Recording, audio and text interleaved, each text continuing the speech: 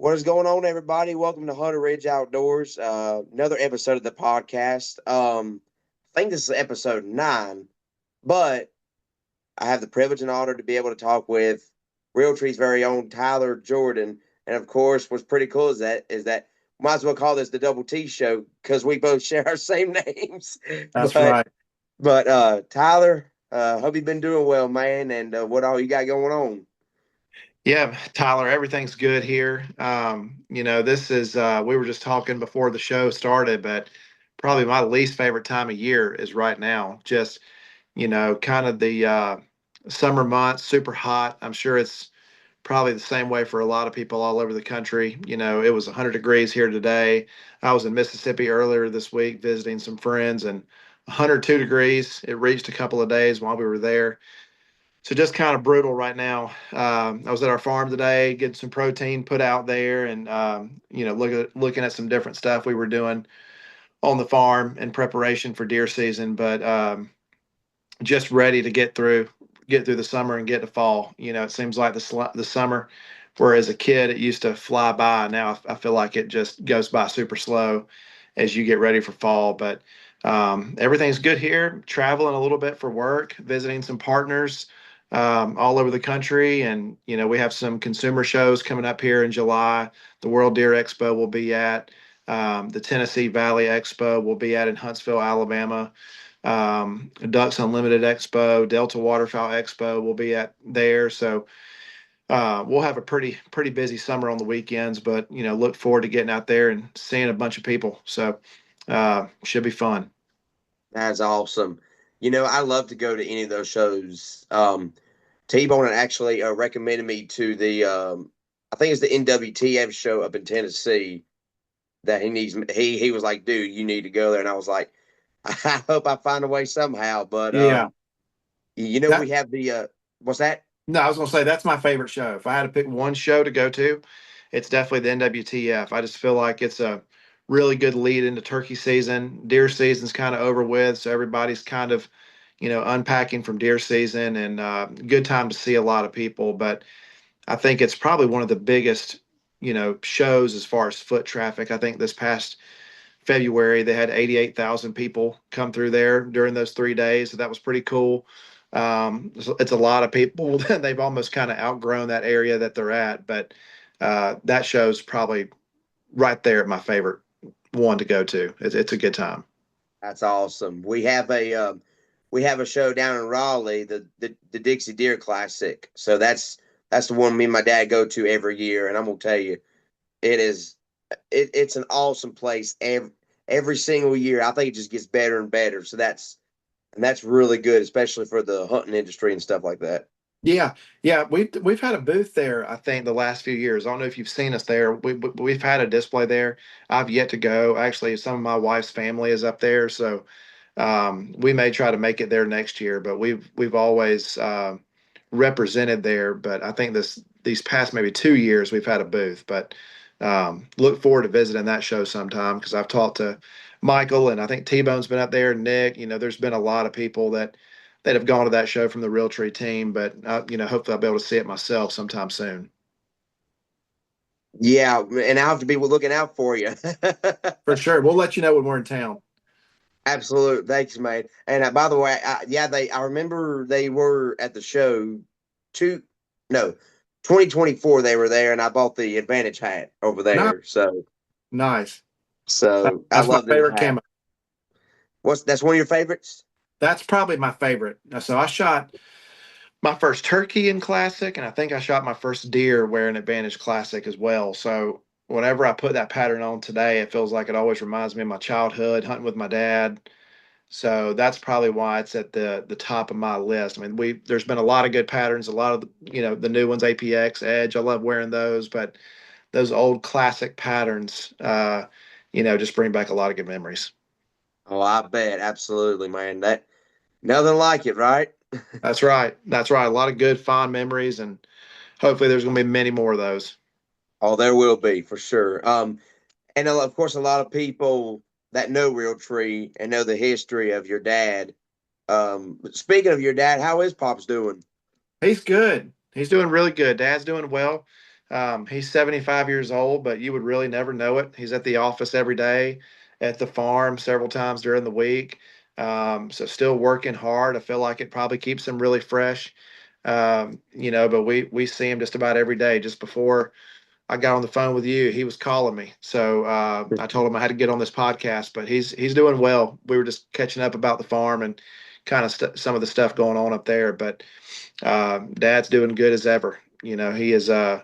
He's enjoyed being a grandfather too with my daughter. So that's been really fun to see kind of their relationship. He's probably, I would say, out of the family, probably the favorite out of even between me and my wife. She always lights up when she sees my dad on the phone or Oh when we man, go over to their house and see him. So I think he's really enjoyed that a lot. So it's been fun from that aspect of it.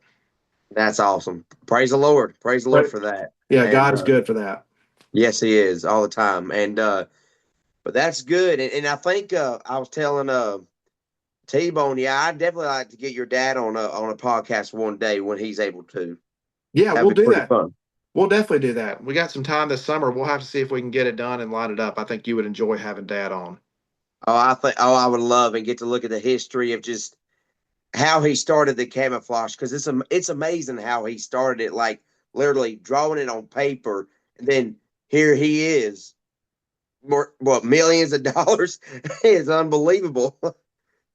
Yeah, it's been kind of a crazy ride, I think. I mean, there's a lot to be thankful for. I think some of the best things for, both Dad and I has just been a lot of the relationships that we've built too, just in this industry and, people that we've touched along the way. I mean, my best friends have really all stemmed from the hunting community. And so it's brought us a lot of joy and just a lot of good friendships and, good memories. So, it's been super blessed. He's had a really good ride and my brother and my sister, getting to hunt with them too. And, him sharing those experiences with them like he did with me growing up is it's been cool to watch. That's awesome. Hey, and those are moments you'll definitely never forget it for sure, especially when you have a big family that's just all about the hunting industry. Same way my dad got me into hunting. My cousins are hunters. We got them into hunting, and they are hooked. And Yeah. then we got some really good friends that hunt as well. But yeah, man, well, like I said, with all the history we know of your dad inventing Realtree, and then and just those memories, like you mentioned earlier about the Advantage Classic, how you remember wearing that as you killing your first turkey, your first deer.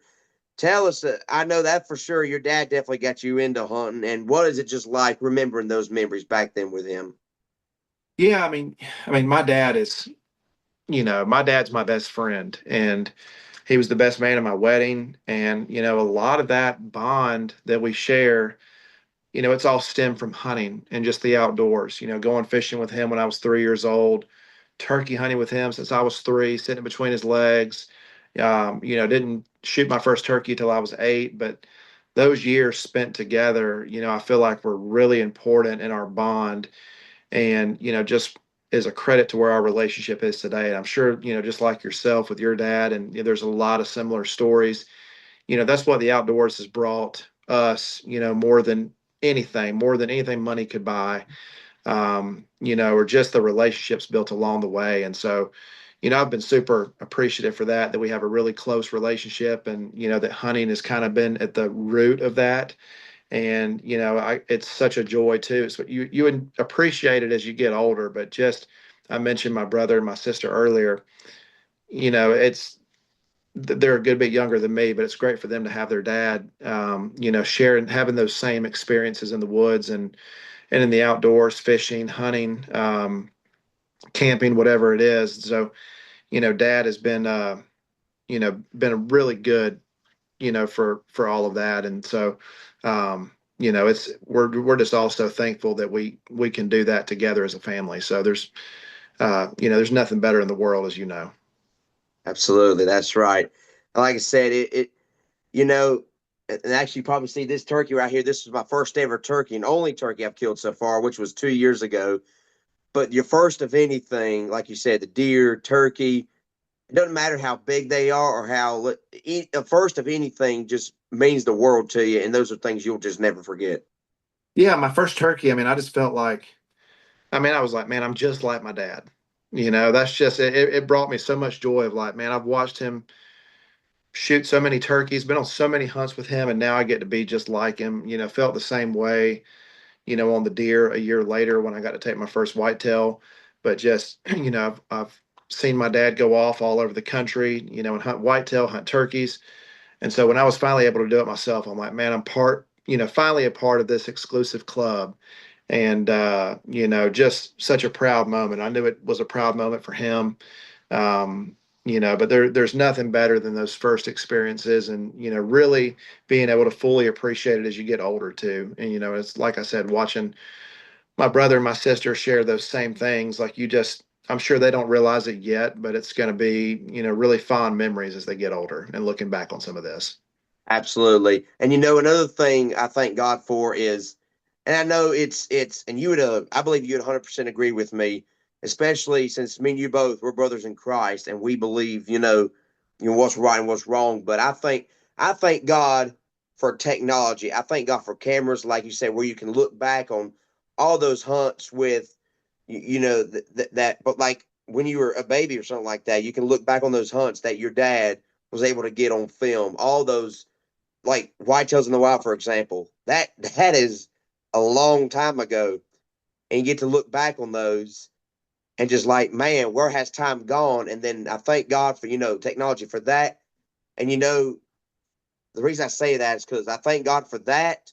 But then of course you got technology on the worst side of things on the internet that people can get into. That's not a healthy thing. But I do thank God for cameras and technology where you can get those moments on video, like those very old hunts and stuff that um just people will look back and like those are the first years of monster bucks. And just looking back on the history of stuff, those are breathtaking. Yeah, yeah, super, thankful that we can go back and, like I said, at a young age, didn't really appreciate it.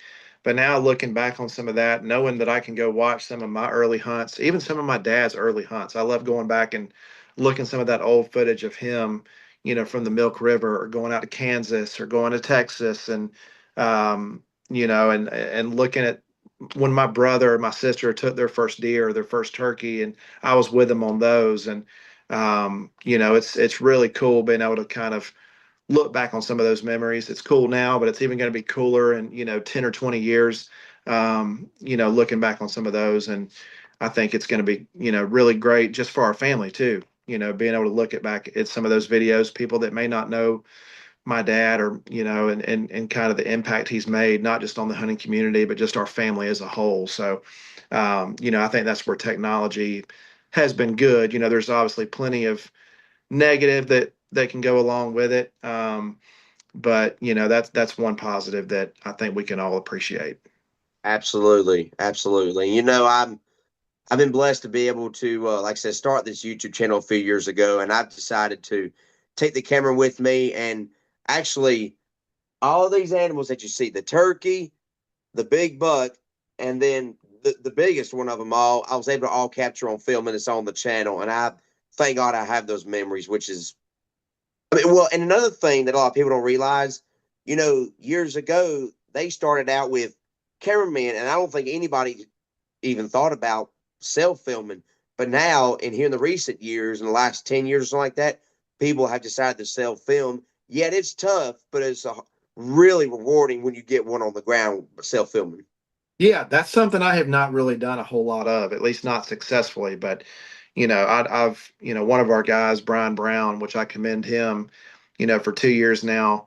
He has self-filmed here in Georgia on our farm and has taken three really nice whitetail. And like he has mentioned, just like you said, it's super rewarding when you can get it done and do all that yourself. And and then too, just having less bodies in the tree. Just being able to go in there with one person for wind, for deer being able to see you, or whether it be turkeys as well. Very, very beneficial just to have one person up there instead of two. And, but it definitely adds an element of difficulty as well. I mean, it's a lot's really got to go right, and he had instances where he probably could have shot a couple of times if he had had a camera guy there, but when it pays off, it's really rewarding. So happy for him. I don't know if I'll get into that much this year or not. I've always wanted to kind of try the self filming, but it's pretty tough to do. Oh yeah, but I'm gonna tell you, like you said, when it happens, man, it's just hard to believe it and wrap it all around your mind. But actually, the turkey here actually was filmed by my friend Jonathan. But still, man, to be able to capture your first turkey on film, what a lot of people don't know, I shot that turkey with a 410 with a TSS at 44 yards, Oh wow. and he dropped immediately. And when you go back and watch this video, you're going to laugh because I had to go chase him all the way down the hill. Oh, that's hilarious. Oh, it was funny. I was like, "Get back here!" So, Did you but did you did you self film the bucks as well? I did self film the Bucks, and you remember a couple years ago I sent you it was this one right Yeah, here that's right. Remember that? where we've been using this product that had really kept him in there, even with a lot of human sin in there. I was in there pretty much every day trying to hunt him. He was still coming in there, eating the corn, coming to this attractant. And what a lot of people don't know too is that you ain't gonna believe this, but 5 days before I harvested the deer, I pulled my bow back and was getting ready to shoot him, and I had stopped him, and he looked, and I got this on film too. There was I thought I was gonna miss it. It was like the barbed wire buck that your dad encountered, Yeah, but I shot, and of course I freaking smoked the limb, and that deer was gone. it happens. It oh yeah, but luckily that deer was not going anywhere. He decided to come back and made a big mistake, and he's right back here. So did you have you hitting the limb on camera as well?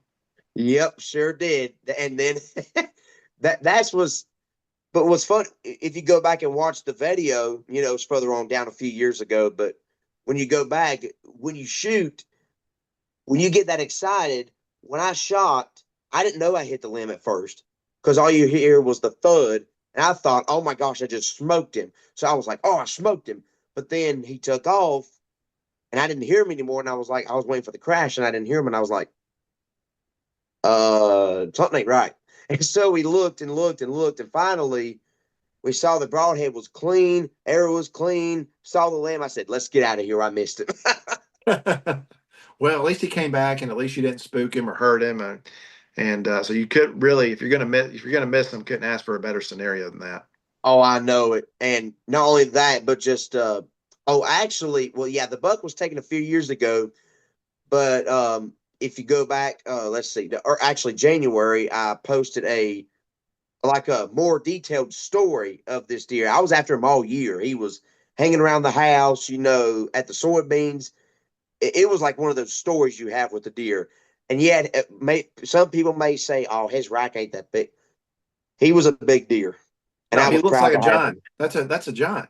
He is, especially for North Carolina. And I mean, there's bigger deer here and like Georgia, but you just got to find them. And I tell people this all the time. You know, anything, any deer is a trophy given from God right there. Yeah, well, especially with your bow. Oh, I I know mean, it, I mean especially that's the that's bow. that's that's hard to do, and so I mean, kudos to you for getting it done. I mean, that's a giant deer with a bow. I mean, I know a lot of people have taken deer with a bow, but nothing that big. So that's pretty cool. And that other deer on your right shoulder is a giant as well. He is, man. Actually, score wise, he topped that deer by a few inches, but man, yeah, definitely a story I'll never forget. And there's some pretty good ones, bigger than any of these showing up on camera. So I'm I'm hoping they hang around and we can get one. I got a strategy and we'll try to play out, but we'll see if that works. Yeah. Are they But showing up? Are they showing up right now? uh, well, not now, but it's actually so where my camera's at is in a kudzu patch, and it's not very big. But they only showed up one time in the past couple weeks.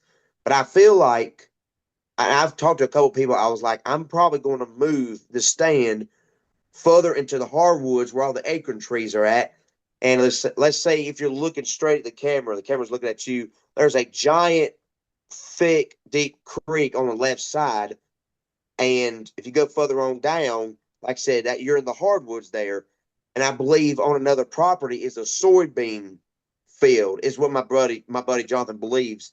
So and plus when they showed up on camera a couple weeks ago, they came to the spot from there and then they went back. So something Mhm. tells you, they're close over there. Yeah. Well, hopefully you'll be able to get them. We don't really. I mean, we do have some cameras out right now, but really we go full out July. That first week of July, we'll start putting even more cameras out. So still got a few more weeks. It's hard to get super excited about looking at trail cameras right now, but wait until we get a little bit closer, and they're tines. You can really start to tell what deer they are. Right, for real. Yeah, for sure. Yeah, because actually where there's deer these deer are at, they are at the like I said, it's a lot of hardwoods and stuff, and there's a lot of acorn trees. So I feel like they're going to be bedding towards that soybean field, and they're just making that kudzu as a hangout area, and then they're going right back. And there's many trails there. So Yeah. When are you gonna so start putting out cameras? I actually got one out there right now, but I'm just going to move. I actually have a stand right there where that camera is, and we've had deer come in there, but it wasn't nothing real big. So I was like, those mature bucks that I'm seeing every year, they're somewhere else further on down. So I think if I can just get a stand in there and as close to the edge of the property as I can, I feel like maybe I'll be on top of them. So we'll You have to see. keep us posted. So when does the season open up there? Um, the Saturday after Labor Day. Okay. So we're pretty early. So that's pretty Yeah. cool. Yeah. So that's the same as us, I think. Oh, okay. Yeah. That's good. And we talk about big bucks, man. You got the good Lord has blessed you here the last few years with dogs. I mean, giants. I mean, and I've been like I said, T-Bone might have told you, but I'm deep in the history of Realtree and bone collector, monster bucks, and everything. And like I said, I've got a closet stacked full of DVDs and VHSs from Realtree back years ago. And but tell us about those big bucks, man. Like you got to start off with Stomper. What a giant! Yeah. Stomper was insane. I mean, just insane. I feel like I'm way more blessed than I deserve for that. Obviously, if people want to see it, the hunt's on YouTube. But this is a deer that I'm not sure if we're going to have the lease back this year down in Louisiana where he was, but um, this is a deer we've seen since 2022, and we kind of knew that this deer, if he could make it, he was going to have the potential to do something pretty special. Now, I certainly didn't think seeing him in 2022. He, kind of had some non-typical points. Didn't think it could be anything like a state record or anything like that, but knew he, was just going to be a special deer. Then the next year, he looked really similar to how his dad looked back in 2019. Yeah, his dad Uh, was the original Stomper, right? And this is his dad Stomper was there. Junior. This is Stomper Jr. Yes, Yeah, yes. And so, we were originally trying to let Stomper go another year, but he developed hoof rot. Was looking really rough. I'm sure you remember that. Had all that pus yeah, coming out of his foot, and kind of a sad deal. Went in there actually hunting another deer, and then he came out, and it's kind of one of those things. I mean, obviously a giant deer, really happy to take, but I don't know if Stomper was going to make it another 2 or 3 weeks. The rut was just about to kick off and start, but anyway, so in 23, he started to look a lot like Stomper, and then in 24 just went super typical, and we were a little bit worried because I don't think we had any pictures of Stomper Jr. We had cameras out since August, but I did not get the first trail cam picture until I think November 1st. I don't think I got the first picture until November 1st. We were a little bit worried that maybe he moved off, went to another property, something happened to him. Um, and then we went in there to bow hunt him a few days after getting him on camera. I was actually going to hunt that day, then go home. I really went in there with no expectation of seeing Stomper Jr. And then sure enough, I mean, I think 5 minutes before legal shooting light, Stomper Jr. steps in the field. I'm sitting in there, and by the time he gets all the way to where our blind is at 25 yards, it's already 5 minutes after legal shooting light. And so definitely not going to do anything illegal. But it was pretty cool seeing him that close. But unfortunately, at the time, Stomper Jr. smelled us. He blew. I think some other deer started to spook, before he did. And so when he blew, I was like, man, hopefully everything's going to be okay. And he doesn't take off or move somewhere else. But he did disappear for about 2.5 weeks, and so that was a little bit nerve wracking, thinking that maybe he left the property, left the area. But then we had another trail camera just north of where that spot was, and picked him up again, and he kind of got settled in on that spot. And then just kind of looking at the weather, you know, played this cold front. We had a cold front moving in, decided to get in the day that it hit. Um, when it didn't have a blind or a stand or anything set up in there. And so the wind was blowing like 25, 30 miles an hour. And I knew that deer were really bedding close to this bean field. So I was a little bit skeptical about going in there in broad daylight, but we decided to go in there at 1 o'clock in the afternoon, put up the ground blind, got in there. And again, Stomper Jr., since we spooked him that day, had only been daylight one time. And it was like the last couple of minutes of light in that field where we killed him. Um, but 10 minutes before legal shooting light, he stepped out, and kind of the rest was history. I really wish we could have got it done with a bow, would have been great. Um, but regardless, deer of a lifetime, super thankful for the opportunity.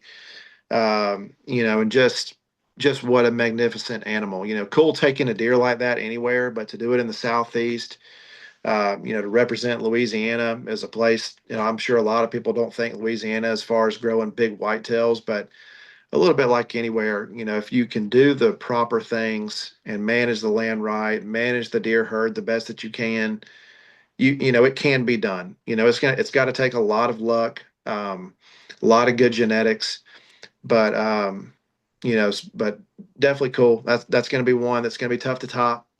Whether it be with a gun or a bow, but if that's the biggest deer ever, man, I'll die a happy man. If that's the last deer I ever kill, hopefully it won't. But God's blessed me more than I deserve for sure. Dude, I'm gonna tell you, I was pumped when I saw that, and I was like, "Oh my god!" And what was so cool about the video, and I can already tell, I those guys down there, like Drew, Keith, and them, they're good people. I can tell. Oh, they're great people. I mean, Drew's one of my best friends. And, like I've said about relationships, the deer hunting down there, great, but the relationships that you really build in this industry and that you build all over the country, I look forward going down there and hanging out with Drew and Cole at Honey Break more than I do about sometimes going to hunt a deer, going to spend time with them. And, I turkey hunt with Drew just about every spring, but, building those relationships and having those is really what it's all about. Absolutely. Hey, no, those are things you'll never forget.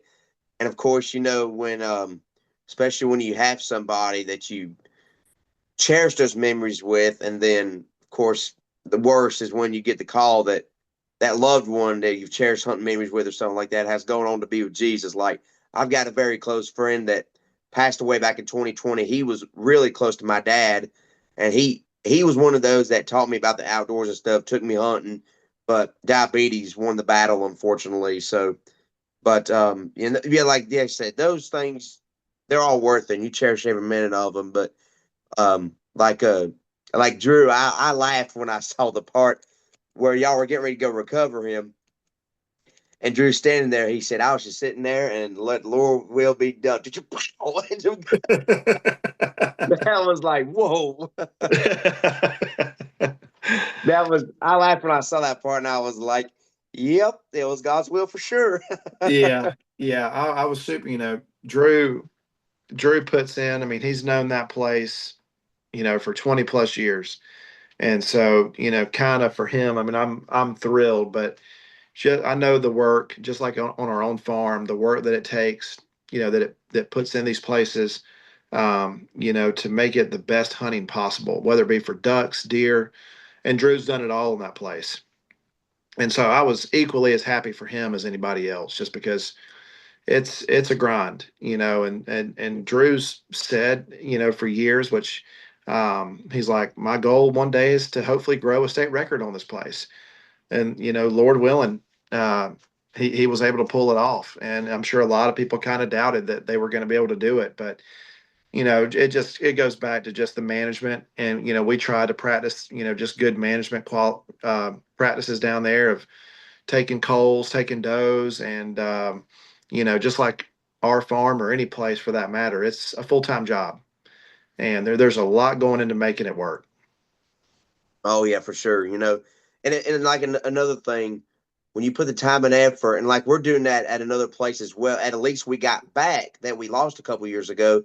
We got back. We planted food plots. The food plots look great. One of those plots, we got big bucks showing up like in the middle of the day, and they're close. So I'm excited about that. And like you said, stuff like that. When you put in the time and effort to work and get ready just for deer hunting, anything you harvest that season, it's just, as T-Bone would say, the pride factor, so to speak. It is just, it's unbelievable. It's a great feeling for sure.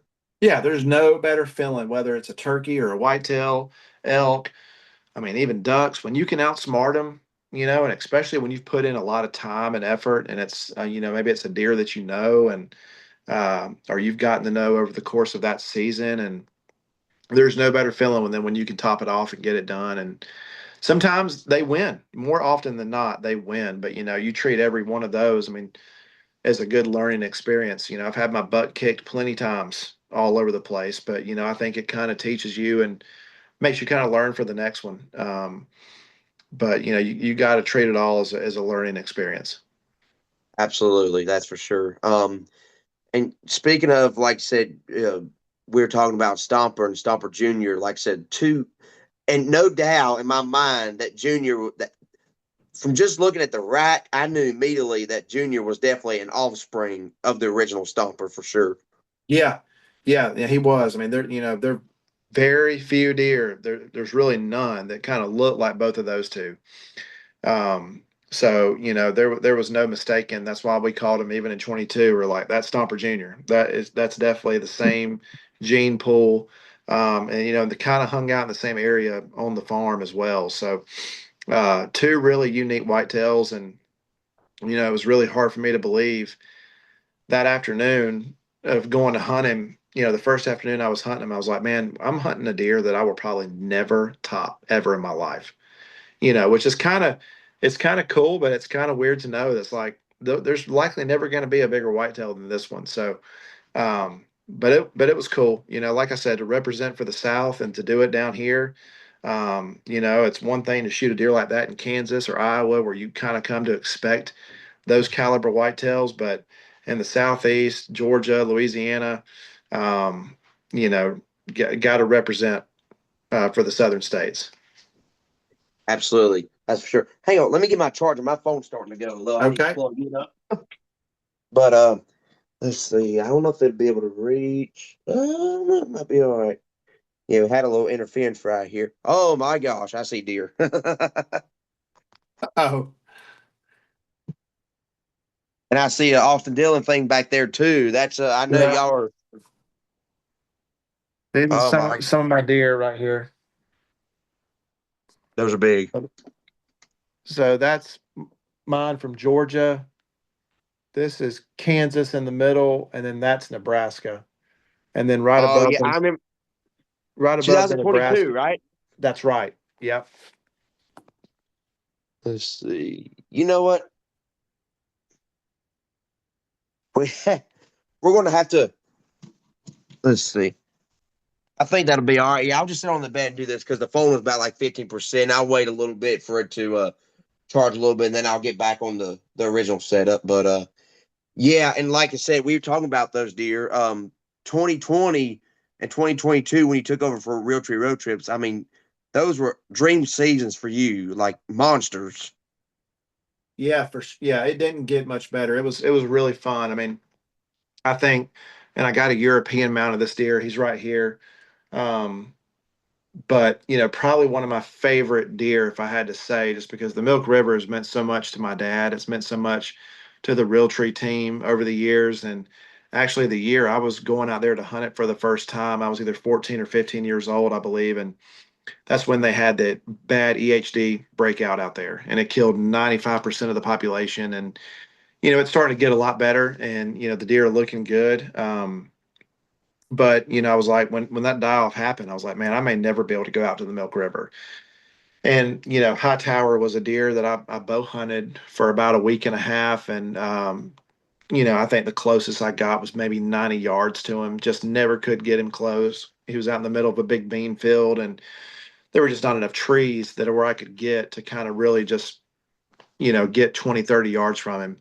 Um, but went out there, rifle season, opening day, snowing in the redneck blind, and kind of spotted him pretty far. I think he may have been 400 or 500 yards, and ended up walking just this ditch straight to him.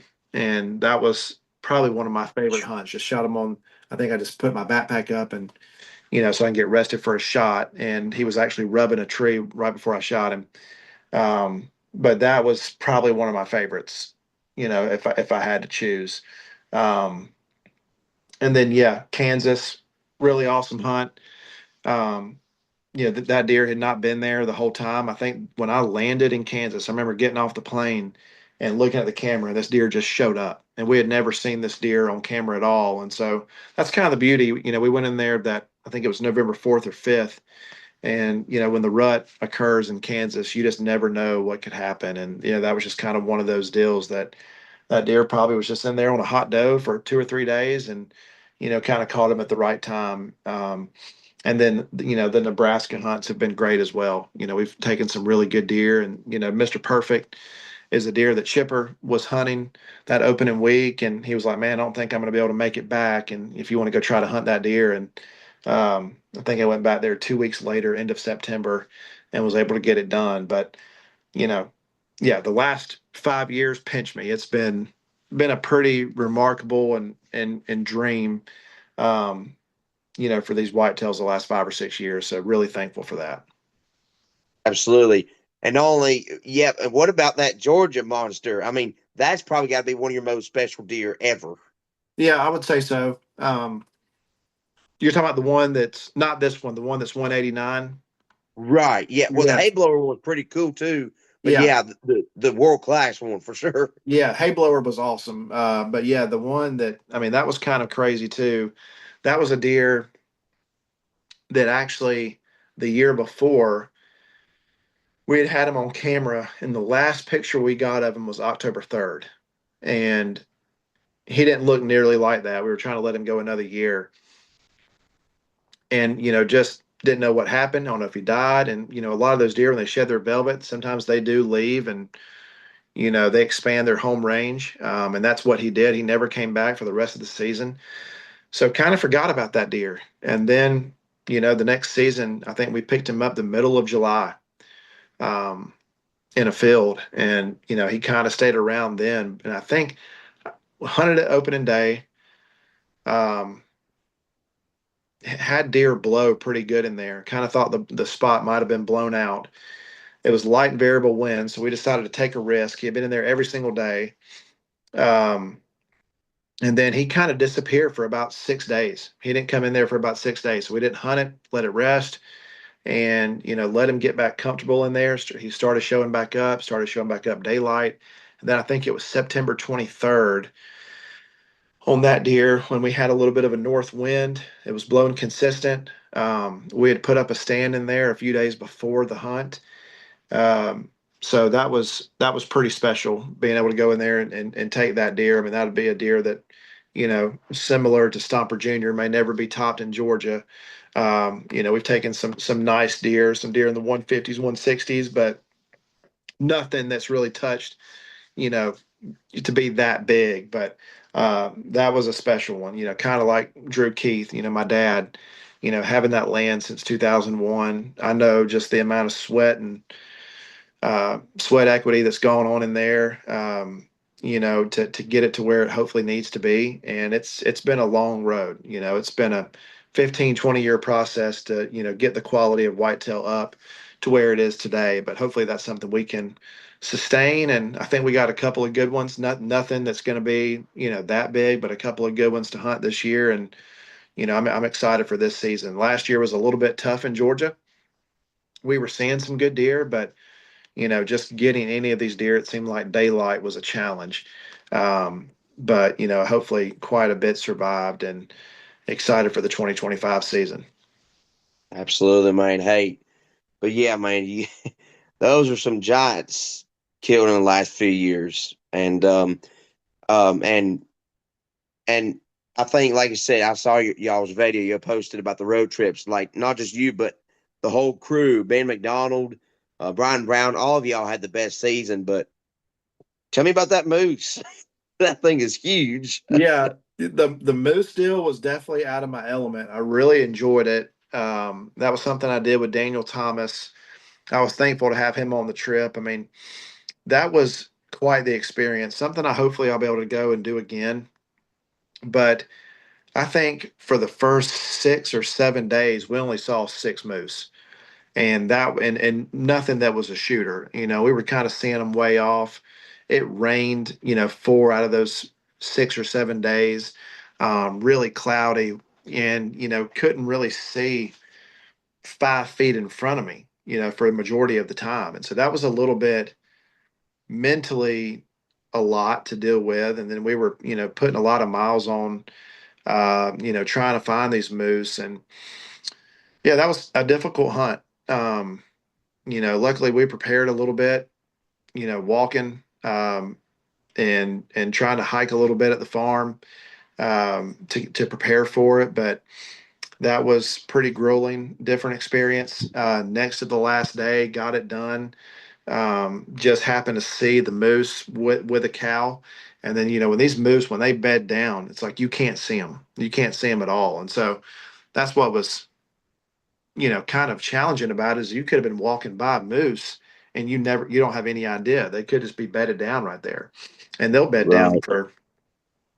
for pretty much the whole day, and until Mm. maybe right at last light. So it doesn't give you a whole lot of opportunity. But um, that was probably one of the coolest experiences I've ever done. And hopefully I'll be able to go and do it again. But if not, that was a trip of a lifetime to do. Absolutely. Hey, and those trip of lifetimes, man, are just something, like I said, something you would never expect to do, and you got to thank God for those moments. And I see, I love how Realtree, and I here, Hunter Ridge Outdoors, we got the same thing in common, and you too. We both love hunting, and we both love NASCAR. Oh I yeah, see that. I Tell us about. I know Bill Jordan had you and your dad had a big friendship with Dale Earnhardt, and yeah, especially he loved hunting as well. yeah. Yeah, I think I was 9 when Dell passed away. But I would say Dell Senior, and then Richard Childress, who owned the team, still really good friends to this day. Um, but Dad kind of got involved in NASCAR through Davey Allison, Dale Earnhardt back in the early '90s. And what a lot of people don't know about my dad is he actually ran some of Davey Allison's souvenir business up until he passed away. So he was Mm. running the souvenir business, also trying to run Realtree at the time and grow Realtree as a brand, until Davey actually passed away in 1992. And Mm. but we've been in the sport, on and off, since then. Um, Realtree had never, won a race, but we've been with Kevin Harvick, Clint Boyer, Tyler Reddick, um, Dave Marcus, Earnhardt. Earnhardt Jr. ran a car in the Nationwide. Now it's the Xfinity Series back in 2010. And then we actually won our first race, truck race, with Kyle Busch in Texas last year. So that was pretty cool. Um, you know, didn't really think we'd ever maybe have a chance to win a race, but that was pretty cool to do that in the truck. And we actually have the truck sitting in our farm. So that was pretty cool to commemorate that. And, for as many years as we've been in the sport, it was pretty cool to see the Realtree truck in Victory Lane. But Yeah, NASCAR is one of those things that I still follow it every weekend. Love it. A little bit different since Harvick retired from the sport, and we still are great friends with Kevin. They come down to the farm a couple of times a year with his son Keelan and daughter Piper. But yeah, I watch it just about every Sunday.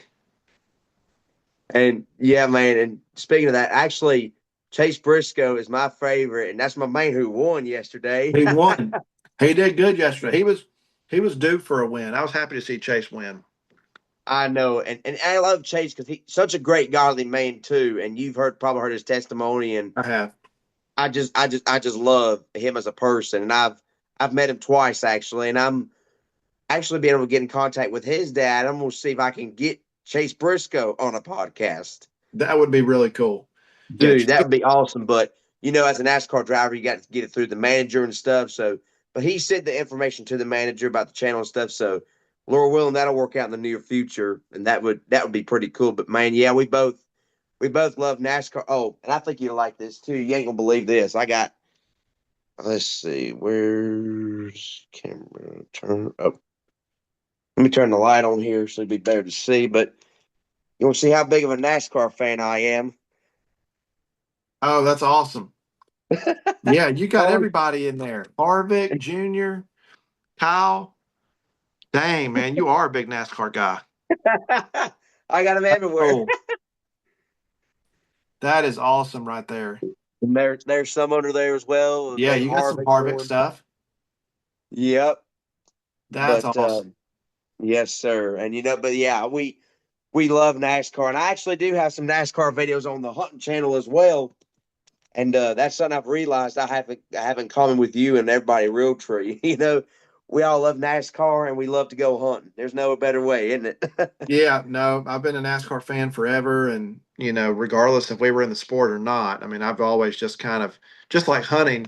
I've grown up going to the garage and being around some of these drivers and teams, and just being a fan of the sport. And it's one of those things that I very rarely miss a race, and enjoy it to this day. Still pull for RCR and Kyle Busch and Austin.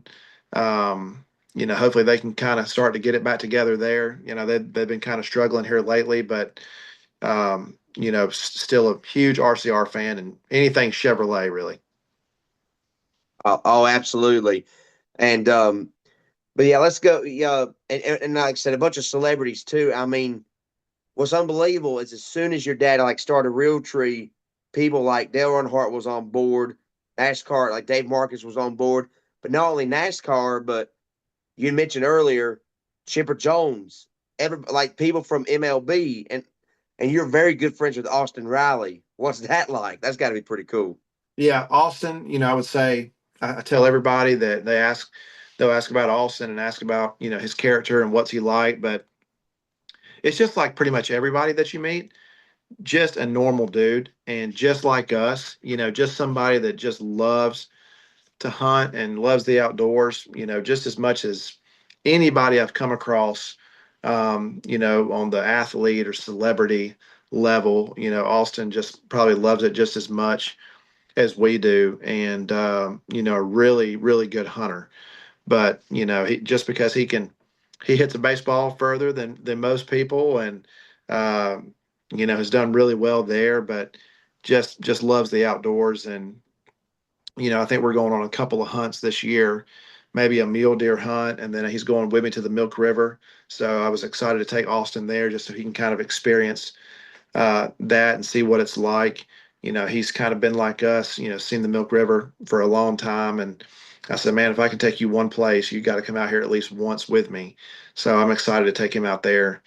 Hopefully the Braves make a playoff push. But if they don't, maybe he'll be out there with us in October sometime. Absolutely. Let's go Braves. Let's go Braves. Hopefully that So we doesn't got happen. But we gotta we gotta say prayer for my dad. He's a Dodgers fan. oh man, the Dodgers are killing everybody right now. I remember a friend of mine said he cried when Freddie Freeman left the Braves. So Yeah, he was not happy. I was pretty upset they let that happen. I wish he would have stayed with Atlanta, but Matt Olson's good too. But the Braves got to figure out a lot on the pitching side of it. Yeah. Mm. And well, let's see. We've seen we talked about earlier about the Advantage Classic. We've seen Realtree. Like I said, I think, and I told Michael Pitts the same thing. I had a podcast with him.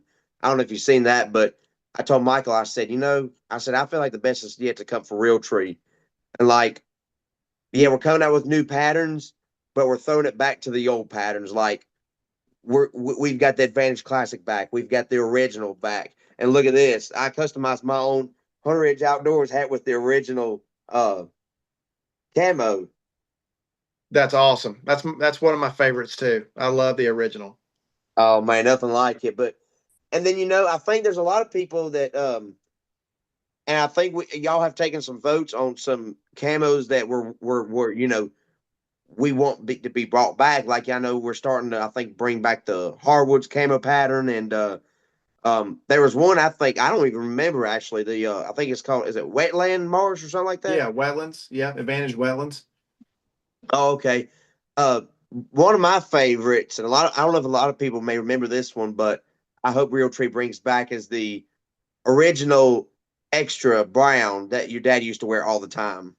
Yeah, we're actually working on developing some of that, and I don't know to what scale we'll be able to bring it back immediately, because I think you make a great point. I mean, some of these older patterns, for like my brother's generation or my sister's generation, they're brand new to them. They've Yeah, never seen those patterns before. And I kind of think in today's age, like kind of what's old is new again. And, these patterns, I think still um, they stand the test of time, and they're just as effective and as good as they were back then. And, I think, people like that nostalgic and that heritage and bringing it back. So, extra brown and extra gray are two that we're actually working on developing, but not sure if that'll be in full clothing. In the next couple of years, we'll have to see. The problem is there's so many patterns. It's a good problem to have, but there's just so much to bring back that we'll try to space it out over time. I think you will see some limited items in it to start off with, and we'll kind of go from there on what we bring back in the more hunting technical apparel. But I am, like you, I love the classics, and these older patterns bring back a lot of good memories for myself, and I'm sure a lot of other people as well. So we'll continue to try to supply that demand for people. that's awesome, man. I'm looking forward to it. Like I said, I'll definitely be keeping an eye on like the limited stuff before it goes away. So hopefully I can buy something. But Yeah, man. And actually, one of the hunts actually the very first hunt I remember seeing you in was and I know you'll never forget this one too. Um, Half Brothers when you were like a teenager, that big buck you'd missed and you killed the year after. That was one of my favorites, hands down. Yeah, that was a cool one. I will say, like, I love a big 8 pointer. Big eights are probably my favorite deer, and that was a giant, another one that may never be topped. I think that deer grossed like 164 and some change, and he may even been bigger the year that I missed him. And so, that was just a really pretty unique deer. But yeah, being able to go back and kind of get some redemption on that one, I remember even that feeling. I think I may have been 14 or 15 at the time when that happened, but I went from a pretty big low to, luckily a high the next year and being able to get it done. So, that was one I'll definitely cherish for a long time. Absolutely. Yeah, that's like the first Tyler Jordan hunt I do remember ever. Because Monster Bucks 14 was like I'll never forget. It was the very first one I watched. Because Yeah. my dad was all into it too, real train and stuff, and he had all the VHS and stuff too. And then but the very first hunt, I'll never forget, the very first hunt I can remember watching was your dad's hunt of Half Brothers on volume one of Monster Bucks 14. That was talk about a big deer in Texas. That one he shot was huge. Yeah. He's taken a few big ones. I mean, probably my favorite deer he's ever shot down there is the one you remember. I don't think they ever had like a name for him or anything specific, but he was 27 inches wide. and I mean, just a giant deer. And it was at the Half Brothers Ranch in Texas. But I think that was the year before I started going down there. But to this day, that deer is probably my favorite. He's not the highest scoring deer out of any of my dad's, but it's one that when you see that deer on video, I love going back and watching that hunt Mm. because that deer just looks like a dang, like just a It looks like a picket moose. fence coming through the woods. Um, my heart, even when I see that video, my heart's just pumping through my chest when I see that deer. And, so that's a pretty special one. But when that place was rocking, that was one of the best places to hunt. Um, and, we had a lot of good memories, going there together. We would go down there the day after Christmas every year. We did that for, I think, 5 years in a row. So that place was pretty special for us. That's awesome. And it's a good thing you mentioned that other wide one, that wide buck. That's probably one of the most popular hunts, Bill's ever got on film was that particular deer on Monster Bucks 11. That like yeah, you could have described it any better. Look, that deer looked like you said a fence just coming through the thicket. And then another one I really like when I started watching the old ones was Monster Bucks 5. That other wide one your dad took didn't have a lot of as much points as the other one did, but that one was freaking wide too. Yeah, that was a giant. Yeah, like you said, not didn't score as much, but that one still like I love a deer that super wide. I don't know why, just something about that when you see them coming through the woods. I mean, it just makes them look way bigger than what they are. So Yeah. that was a pretty special one early on in the Realtree Monster Butt days. Oh yeah, absolutely. And I had a question too, out of curiosity, and I asked T-Bone this too. Um, I began to watch those videos that Realtree has posted of the advantage where you get like Michael Waddell or you like your Doug Hunters, your all these fishermen, and you just sit and they just explain tactics and stuff like that. I noticed in the background that it looks like it's an old cabin, and then you look back on like Monster Books 4, 5, where they interviewed Bill, David, and Michael on in between hunts.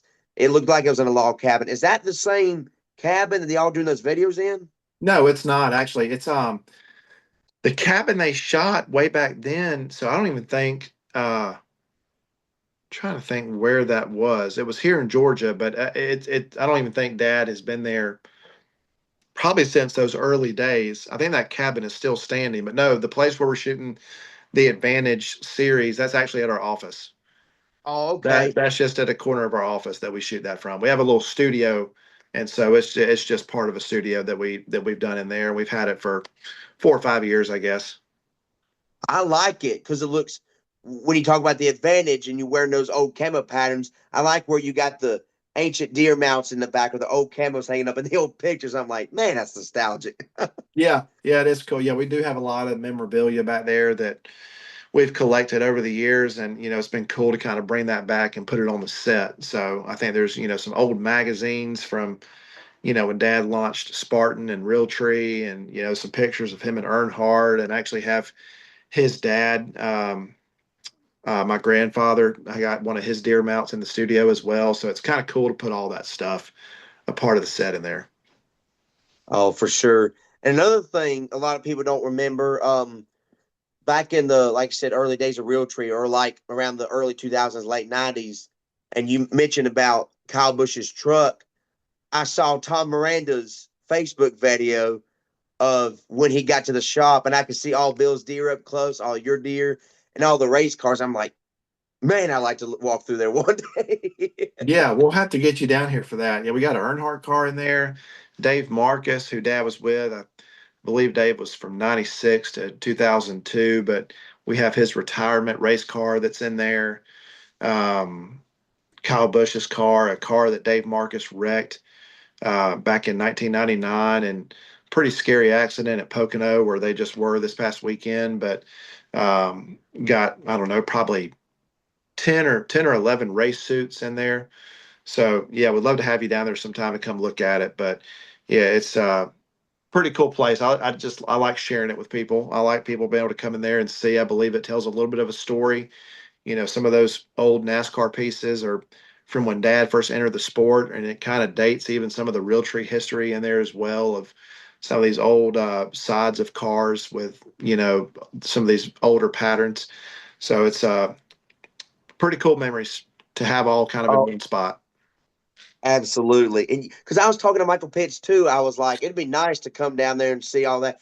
He said the same thing. He was like, man, you need to get down here. So, it's pretty cool. I think we'd have a fun time sharing hunting camp together. What do you think? I would love that. We'll have to do that sometime. Absolutely, we need to. And but my thing is, I don't drive on highways and stuff like that much, and I've got to get experience on like getting on planes and stuff. But hopefully, if as far as money and stuff, if all that works in the next couple years, maybe we'll be able to plane something. I've got to get more experience on that stuff and like planes and stuff. I've never even flown a plane before, so I'd love to though. But I need to learn how to get in, get through security without getting in trouble or something. So, but Let me know if you're ever able to do it. Let me know. We'll have to line it up.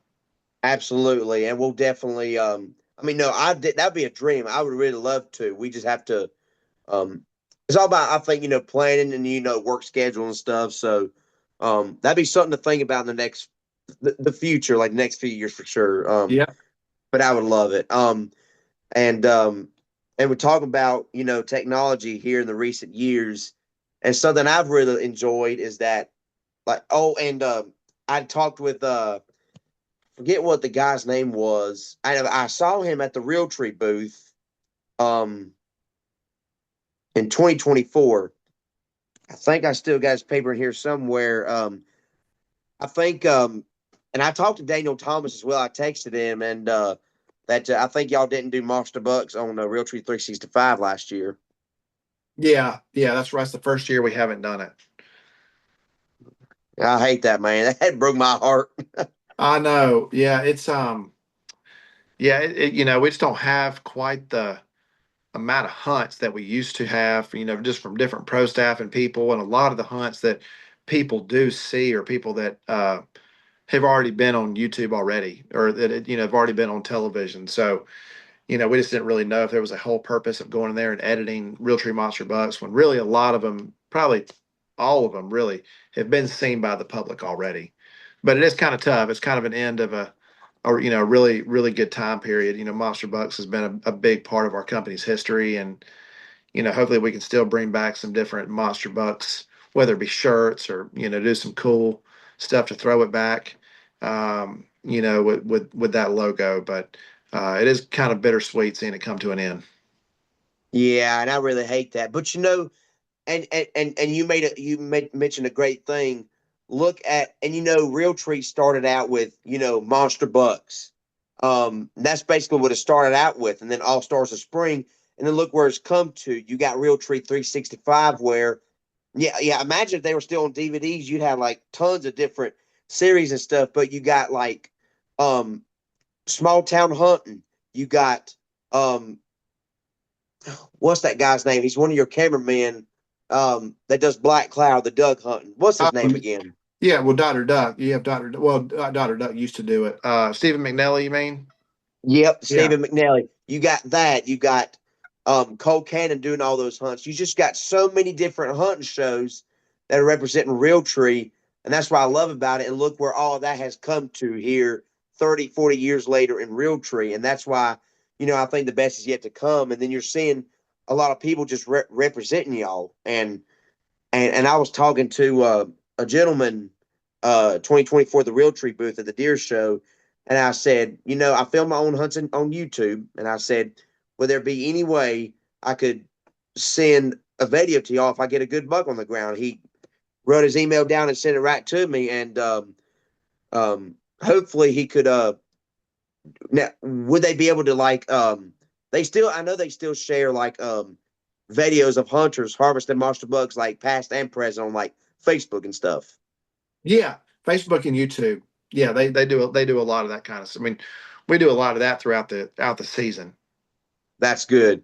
I was told by somebody to still send it to him, and maybe he can get that posted as well if I get a big buck on film. Yeah, can send it to us. We'd love to take a look at it, see if we can use it. Absolutely. And of course, wearing the real tree and everything, that's just been my favorite and always will be. But and we look at, Real Tree 365, and I like how I think the very cool thing is that how y'all been able to take those old footages and to like it's say, what if so and so was vertical, you know, vertical, and then they next thing you know, they put a video that's like this from an old cassette tape. You know what I mean? Like it was filmed from a phone. Yeah, it's cool to see. And we talked about technology earlier, but just how technology's completely changed. And the stuff that you were kind of missing back then, it kind of shows you maybe what it would have been like. Some of that AI stuff is pretty scary to see, but it is kind of cool in the same light. There's a lot of great things about technology, but also makes it a little spooky as well. To kind of see how real it looks. I know it. That's what scares me about AI because well, luckily I can tell. I'm like, this is AI. That is for sure not real. Yeah. But it's crazy how they make that stuff look real. But another thing that people, like I said, have forgotten that not only Tom Miranda did like hunting videos for you guys and through ESPN, but who can forget the who can't forget the classic hunts they all used to do? That was one I started watching recently in the last couple of years, and I was like, I wish they would do that on Realtree 365 again. Which is that again? Classic hunts. Oh, classic hunts. Yeah, yeah, yeah. Yeah, those were some good ones. And Tom's obviously been a huge part of all that too in that time period. And him and Dad kind of coming through together, and it was cool to have him down here. A week ago, I was unfortunately out of town, but those were some really good hunts in those early days. Oh, I know it. And what was amazing too, um, somebody like Tom was able to use and blend in with Realtree at places you wouldn't think of going hunting. Like, heck, he went to New Zealand to hunt red stag. He went to Africa hunt the black beast. Yeah, He brought on and he completed the Grand Slam in the United States. That is unheard of mostly. no, it is. Tom's done it all, and like that's him and Jim Shockey too that have really kind of seen and done a lot of it and have a lot of respect and admiration for kind of what he's done. But we've been super proud to have him represent our brand and taking our camo all those different places. I think he's probably doesn't get enough credit as being one of the world's best hunters. Oh, I know it. And the one thing you hate about when you see somebody like him harvest all these different animals, which is unbelievable. But of course, you have and we've seen it all the time. And I've seen, I think it was somebody commented on, was it your post? I think it said, "Oh, your dad's jealous," whatever. I was like, people like that, man. I don't understand. Well, it's just part of the deal, you know what I mean? It's I think it used to affect me pretty bad as a kid, seeing some of the comments and people can be pretty nasty. I think it just kind of comes with the territory. I think I've gotten a lot better at really just not reading comments. I just don't really care to read it. It's just kind of you could be doing the best thing ever for people, and somebody's still going to have something to say. Some of the online stuff creates a lot of there's a lot of negative energy. It's not just within our community. It goes outside of that. I don't care if you're a NASCAR driver, a singer, um, whatever. There's going to be somebody that says something, but you Oh just yeah, kind of that's can't let life. that you kind of can't let that get to you. I think where I can really, rest my head at night knowing I love what I do. I'm appreciative for what I do. I don't take it for granted. It could be taken away from me tomorrow, and I'd just be super appreciative and thankful. And I don't think it would change a thing about me. Um, and so I can live with that. People can say what they want, but I can live with all of that stuff. Oh, absolutely. Hey, man, we are blessed. And that is an understatement. Understatement. Amen. That's for sure. And like I said, you mentioned it earlier. I'm the same way. Of these animals I've been blessed to harvest, my first turkey, and these big bucks behind me. We're undeserving, but we're blessed, and I thank God for that. And I think we need to leave it down with this: that the most undeserving, of course, the most the most precious gift that we do not deserve is the fact that Jesus died on the cross, rose again, so we could be able to go to heaven. And that's just the greatest gift that like I said, none of us deserve. But if it wasn't for him, we wouldn't be here, man. That's right. Nothing else matters. That's right. Oh, absolutely. None of this other stuff matters one bit. Right. And doesn't matter what, doesn't matter what somebody thinks, doesn't matter the deer that you killed, doesn't matter how many turkeys you might shoot. Um, that's always got to be kept at the forefront of our mind. And so that could not, you couldn't say it better. And you know what? But and another thing, we're spoiled here in America. We're seeing a lot that is happening here lately. But that's one thing we got to pray for our country, and we're just proud to be an American. That's all it comes down to. That's right. Yeah. Hopefully, I saw some good news tonight. Hopefully, the ceasefire. There's ceasefire between Israel and Iran. So um, hopefully, there are going to be better days ahead. But kind of ready for some of that stuff to come to an end. Oh, I know it's been crazy out there, but no, Tyler, I think we pretty much had a great talk and a hangout, and we've like I said with Realtree 365 and everything. I would like to see, and I don't know about you, I would like to see some old videos come back on Realtree 365. I think that'd be something pretty cool to see. Yeah, I'd love to see some of that, content, um, come back to life. I think it'd be really cool. I know we've talked about it. It's one of those things. It's a lot of work on our guys, kind of editing and getting that stuff formatted for YouTube. But that's definitely something I think at some point we'll try to work on.